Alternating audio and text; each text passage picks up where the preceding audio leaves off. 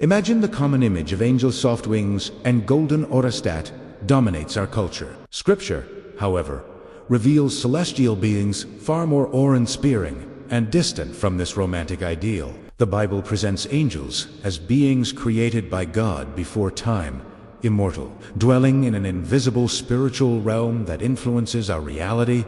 They neither marry nor reproduce, and their existence revolves around divine missions, far removed from the cute, childlike imagery of popular imagination. As we explore these descriptions, we discover a fascinating hierarchy marked by power and reverence. Among the more familiar angels are the messengers, such as Gabriel. He appears in 4 main passages: Daniel 8:16, 9:21, Luke 1:19, La 1:26, yet Scripture gives no detailed physical description of him like the terrifying visions of other angels. In Daniel, he appears as a man whose voice commands prophetic explanations, and his presence causes overwhelming fear. Daniel falls face down, loses strength, and faints because of the splendor and divine power surrounding him. In the New Testament, Gabriel identifies himself to Zechariah and Mary as one who stands in the presence of God, announcing miraculous births, again without specific visual features.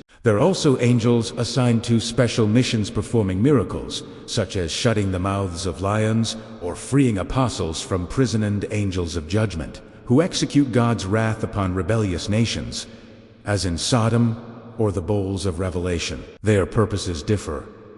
Some speak, others act, others execute judgment.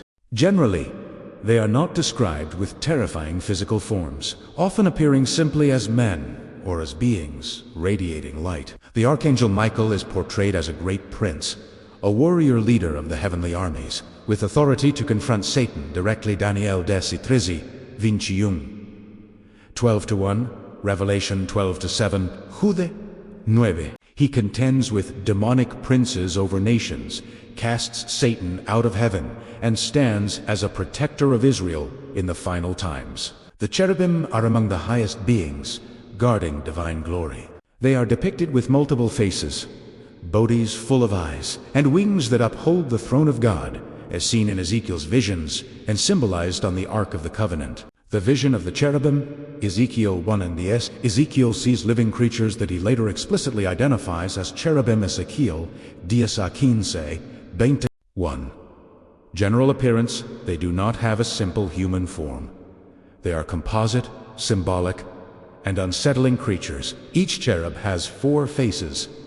Each one has 4 wings. Their bodies, backs, hands, and wings are full of eyes. They do not turn as they move.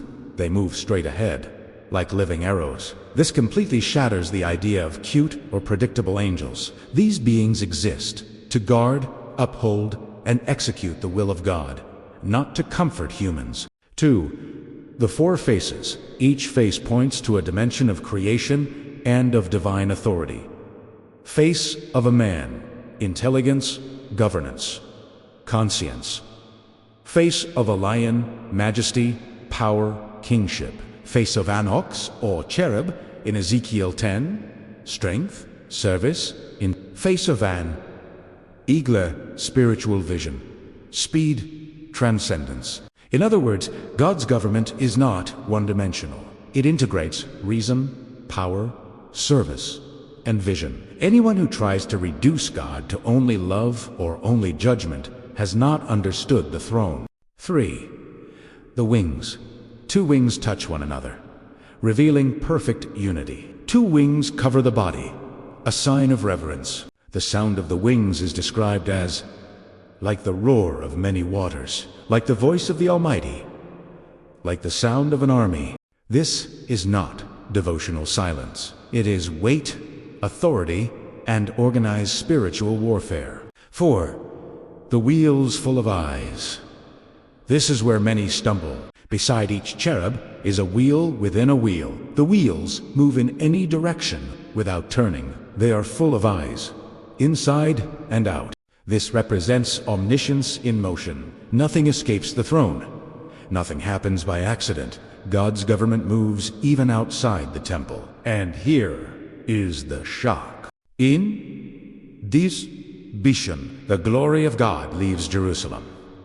The cherubim no longer protect the temple because the people confused religion with presence. They block human access to the sacred from Eden to the temple and continually proclaim the holiness of the Creator. The seraphim are even more exalted. With 6 wings, they cover their faces and feet in absolute reverence, crying out, "Holy, holy, holy," before the throne. They purify prophets like Isaiah with burning coals. Unlike ordinary angels, these beings appear in terrifying and glorious forms, far removed from any gentle, human-like image. Finally, there is the angel of the Lord, who appears as a unique figure, speaking with divine authority, multiplying descendants, forgiving sins, and guiding God's people, as seen with Abraham, Moses at the burning bush, and others. Many theologians understand this figure as a pre-incarnate manifestation of Christ, the King above all angels, who would later accomplish redemption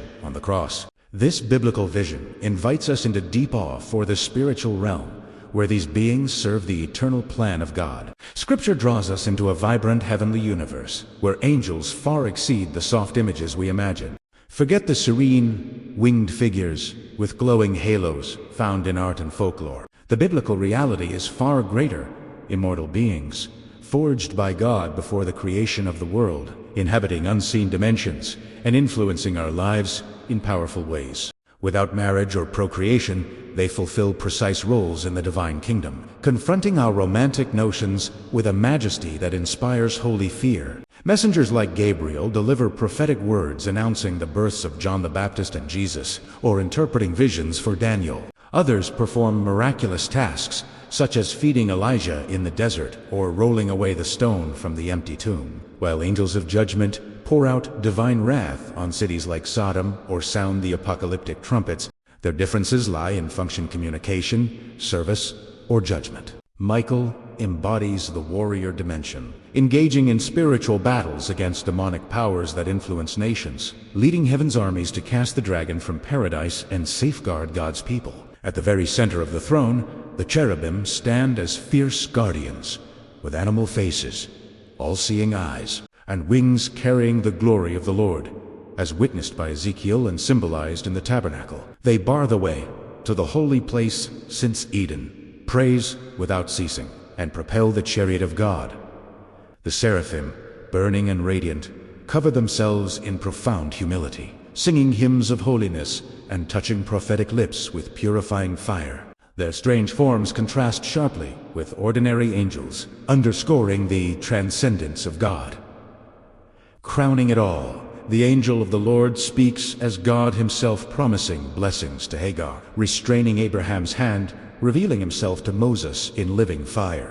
His authority to forgive and to guide points to the pre-incarnate Christ, sovereign over every angelic hierarchy, who came to earth to complete salvation on the cross. This biblical perspective awakens us to the greatness of God's redemptive plan and calls us to trust the King who reigns above all. I hope this video has brought a little piece of heaven to you and helped you see how, protected and cared for, we truly are never abandoned. I hope to meet you there on that great day. Minutes of Grace.